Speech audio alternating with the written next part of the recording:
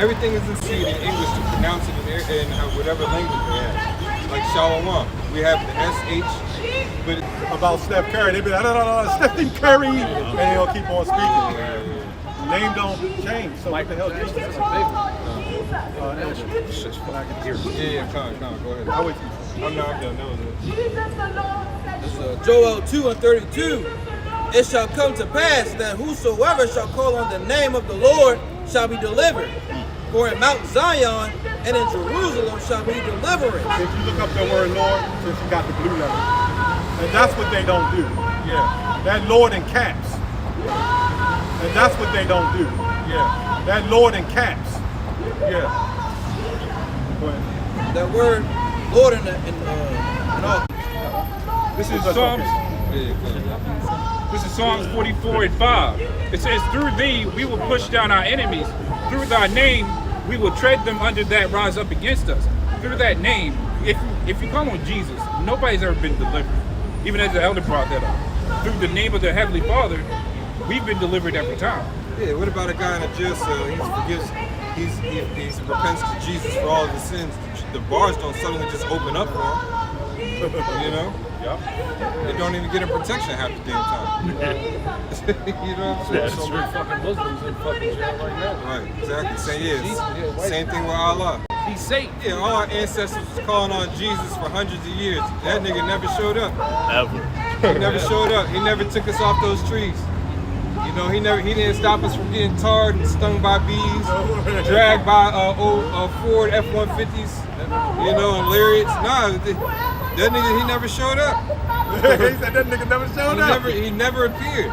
She told him, if you're tired, call on Jesus. No, I want to stay asleep. If this guy's gonna show up, I'm running. leave me where I'm at.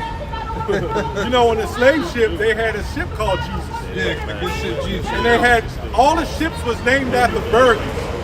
So if the name Jesus was on the ship, then that was a burden. They had a good ship burden. You know? This is Acts 2:21. And it shall come to pass that whosoever shall call on the name of the Lord shall be saved. Ye men of Israel. All right, so he's talking to the Israelites. All right, salvation, the name is only given. You find out the name is dreadful among the heathen. Yeah, you got to be an Israelite to do that first, and you got to call in the real Hebrew name Yahweh and Yahawashah. You can't scream Christ is the King.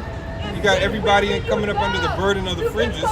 What about the burden of thou shalt make no other mention of other gods? Keep the commandment. You know, that's in the commandments. The only reason we mention is when we edifying how not to use it. It's not like we use it. That's your finishing cadence. Signs shall follow them that believe. Scriptures don't lie. The men of the Lord are speaking the ancient Paleo-Hebrew. That name Yahweh and Yahawashai. Now, if I may say real quick, I was just showing the cameras. When you go into the blue letter, this is in that modern, so-called modern Hebrew, but this literally says Yahawashai. It literally says it, Yahawashai. You go into it says Yahawashai. It literally says it, Yahawashai. You go into that word. Lord, a corrupt thing. For I am a great king, saith the Lord of hosts, and my name is dreadful amongst the heathen. Yeah, so the heathen don't call him. The name has to be given to called upon by an Israelite man and woman. All right, that's what it was. The name. The men said then men need to call on the name of the Lord. So it shows that the Lord even held it back for a while in the beginning. All right, the prophets had it, the spiritual men had it. They were connected to the sons of God. All right, read that scripture. Fine. This is Acts 7, verse 45, which also our fathers that came after brought in with Jesus into the possession of the Gentiles. Yeah, so she's saying call on Jesus. Go ask her which one. Is it the one in Acts 7? Are we asking Joshua to come and get us? Yeah. Which one? See, that's why Christians are stuck. She's saying call on Jesus. Go ask her which one. In Acts 7 and 45, it says Jesus, but that's not the one on the cross. Read it again. Acts 7 and 45. But you know what? These people, they hear that, they're not going to ask you that. They don't want to be the one that looks like they don't want to be, in the center of the stage, so to say. Go ahead. Acts 7:45, which also our fathers that came after brought in with Jesus into the possession of the Gentiles, whom God drave out before the face of our fathers unto the days of David. Now go to Chronicles, the son of Nun. You know the Christian woman is masculine, right? You notice the way they talk, that's masculine, man.